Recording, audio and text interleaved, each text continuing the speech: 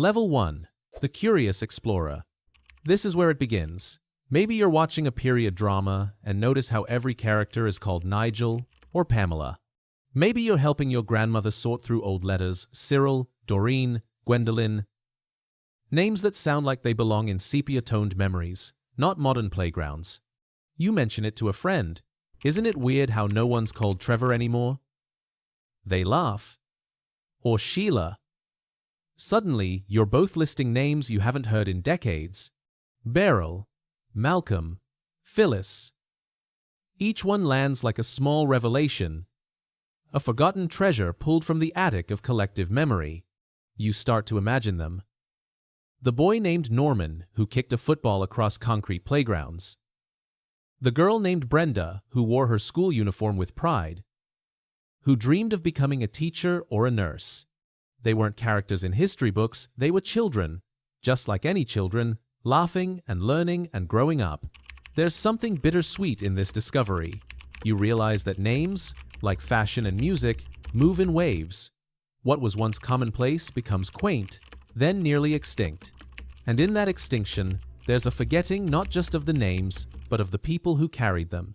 The teachers who called them out during attendance, the mothers who chose them with hope and care. Level 2. The Grinder. Now you're committed. You find yourself pulling census records from the 1940s and 50s, scrolling through baby name registries decade by decade, watching the rise and fall of Beths and Barrys, Joyces and Jeffreys. The patterns emerge like constellations. You begin to notice them everywhere. In old films, in television credits from the 1970s, Graham, Sandra, Pauline, Kenneth. These are the names of the generation that built modern Britain. And somehow, without anyone quite noticing, their names stopped being passed down.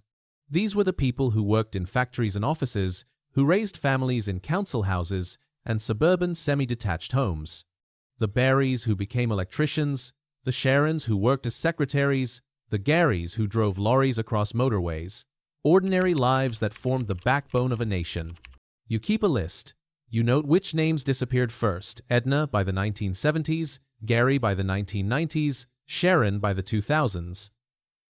But this isn't just data collection. You start to feel the weight of what you're documenting, a kind of cultural amnesia. Level 3.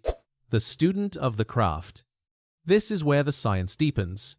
You learn about the 100-year rule, how names cycle back after roughly a century. Victorian names like Arthur and Florence are trendy again, while Keith and Janice remain firmly out of favor. You study the influence of class and geography, how a Keith was more likely in Scotland, a Gladys in Wales, a Nigel in the south of England. You understand that names aren't random, they're deeply tied to aspiration, identity, and belonging. You discover the phenomenon of generational saturation. When every classroom has 3 Lindas or 4 Marks, those names become markers of an era. Some names are killed by negative associations, a notorious criminal, a despised politician. You learn about the Alexa effect, how Amazon's assistant made that name virtually unregisterable within years. Level 4. The Challenger. Now you're ready to engage. You post lists, 20 British names that have completely vanished. People share stories of aunts named Mildred, grandfathers named Horace. You find your tribe.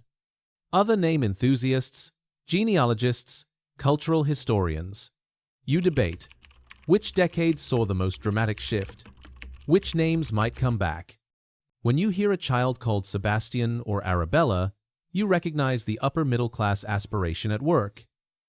You're reading culture through names now, decoding social mobility with a glance at a registry.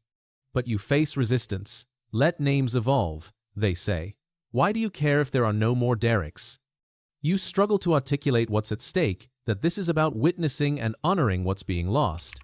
About ensuring that the millions of people who carried these names aren't erased from memory simply because their names fell out of fashion. Level 5. The Seasoned Practitioner. After years of immersion, something shifts. The urgency fades. You've reached a quieter understanding. Names will always change, and that's both tragic and beautiful. The passage of time requires loss. You see a young couple naming their baby Aria or Finn, and you don't judge. You recognize they're doing what every generation does, choosing names that feel fresh. And you know that in 50 years, Arya and Finn will sound just as dated as Sharon and Gary do today. You understand now that you're not trying to bring these names back, you're simply bearing witness, creating a record so that future generations will know, once, every street had a Derek. Every office had a Sandra. Every pub had a regular named Malcolm. They lived, they mattered, and their names, however ordinary they seemed, carried the dignity of real human lives. Level 6. The Innovator. Now you're creating something new. Maybe you've written a book, compiled an archive, created a database. You've become a cultural curator, transforming dry data into compelling narrative. You're innovating in how these names are remembered. Perhaps you've created visualizations showing names rising and falling like waves, poetry constructed from forgotten appellations, performances that speak these names aloud so they're heard one more time. You see connections others miss. How the decline of certain names parallels broader social changes, the erosion of manufacturing communities, the rise of individualism. Naming is a barometer for national mood. Level 7. The Legend. This is the rarest level. Your name becomes synonymous with the preservation of forgotten British names. In your personal life, you've achieved peace. You know your own name will eventually sound as dated as Doris or Derek, and you're okay with that. Your name places you in time, connects you to your generation. That's not weakness, it's authenticity. You've become part of the story you set out to tell. Your name now sits alongside the names you've preserved, not forgotten, but remembered. This is legacy. So tell me, which stage are you in right now? Here's the truth. We all carry names that will one day sound ancient. Every generation becomes the previous generation. The question isn't whether our names will fade, they will. The question is whether anyone will remember them with care. Everyone starts as a beginner, noticing something they'd never seen before. But not everyone chooses to dig deeper, to become a keeper of memory. The choice, as always, is yours. But the names, those beautiful, ordinary, precious names, they're waiting to be remembered. And someone has to do the remembering. Why not you?